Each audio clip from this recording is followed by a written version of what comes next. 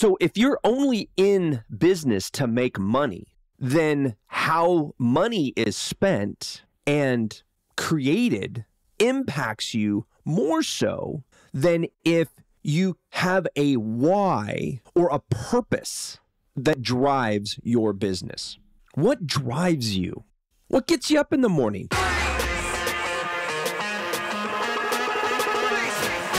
How do you grow and scale your business while avoiding entrepreneur poverty? Hi, I'm Buzz, and I've spent over 20 years marketing for entrepreneurs just like you. I've learned there's no one secret to success, but a series of strategies to help business owners scale at will. On this podcast, we uncover invaluable insights that successful entrepreneurs and industry experts use to profitably scale businesses. Welcome to You Are Buzzworthy.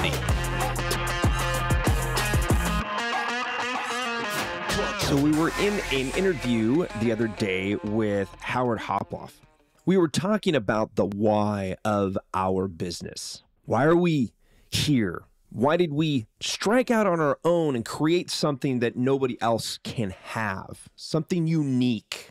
That's a tough question for a lot of people. Some of us have an origin story. We're like superheroes of coming out of the depths of despair or something crazy like that, right? Like there was something that just triggered the need to go out on your own and make your own stamp on the world with your business and what you have to offer the world and all that good stuff. I get that.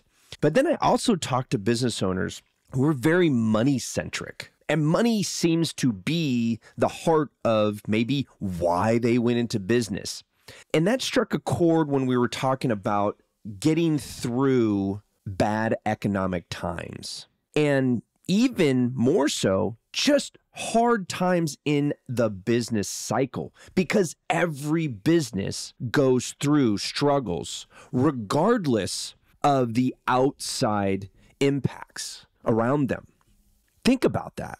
You have been in business and there are struggles just to get open, let alone stay open and thrive. In the last 20 years, how many times have we been told that everything's going to fall apart? And for some people, it has. I know realtors back in 2008 and bankers in that same arena or mortgage brokers in that same arena that all went and now do something different because it all went away. I recently had a friend completely change their business model because of the current economic landscape. So if you're only in business to make money, then how money is spent and created impacts you more so than if you have a why or a purpose that drives your business. What drives you? What gets you up in the morning? Who is it you are trying to impact? If we focus specifically on our why, on our passion, on what we are trying to accomplish in the community around us, the impact, if you will. If we always focus on that, we will have a much better time working through the struggles of a lot of things. Burnout is a huge one. We talked about that in, I think, episode 1 or 2, where burnout is a huge thing for entrepreneurs. But if you have a why, if your passion is clear, that burnout disappears. It's not a thing because there's that old saying, if you do what you love, you'll never work a day in your life. Now, we all know it's still work. There's no way around that. Anybody who says, I went into business so I didn't have to work for anybody, goes into business and finds out that they're working for everyone that walks through the door. Nice thing is that we get to fire our clients every once in a while that make our lives miserable. And that brings us back to the passion. If you're running into people that are coming into your business and really testing your passion in a negative way, we have to get rid of them, or at minimum, we need to get them on the same step as you and how you run your business. This is one of the ways we can get through some of those struggles. It's not just the clients, it's the product or service that you're providing. If you're struggling to provide your service, you are not serving your business very well. Now, don't get me wrong. We are talking about when we are providing a specific service within the grander scheme of our company that maybe we've added to or augmented for a specific segment or maybe even a specific client, God forbid, and it keeps creating strife. Something in your business that you're like, it needs to be here, but we're just not that good at it.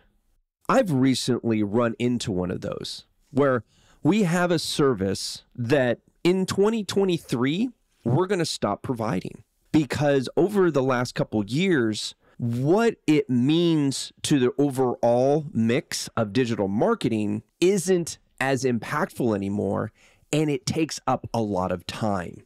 And it mars our reputation every time we fall short on providing it.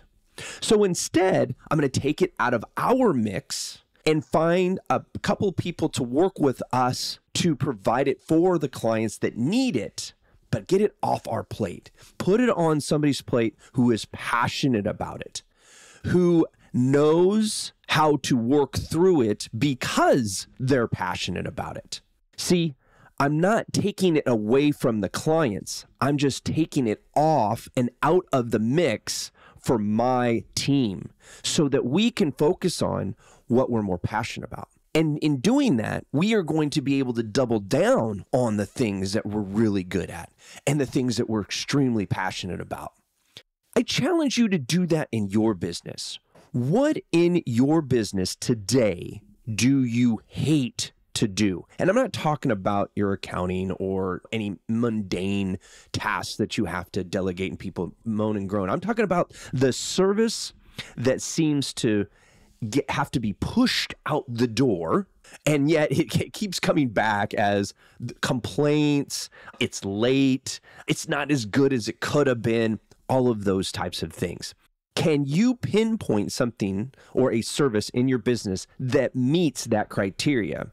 And if so, can you delegate that to another company altogether? Join forces with somebody who has a passion that's related to yours. They provide a service that it encompasses that struggle that you're having, and you guys can work together. I don't care if you're white labeling it or you're JVing it or you're just referring it. Just get it off of your plate of actually doing it. I think that exercises like this around your whole business can be very impactful and really help us through any type of struggle, whether it be in-house struggles or outside impacts like the economy raining down on our business.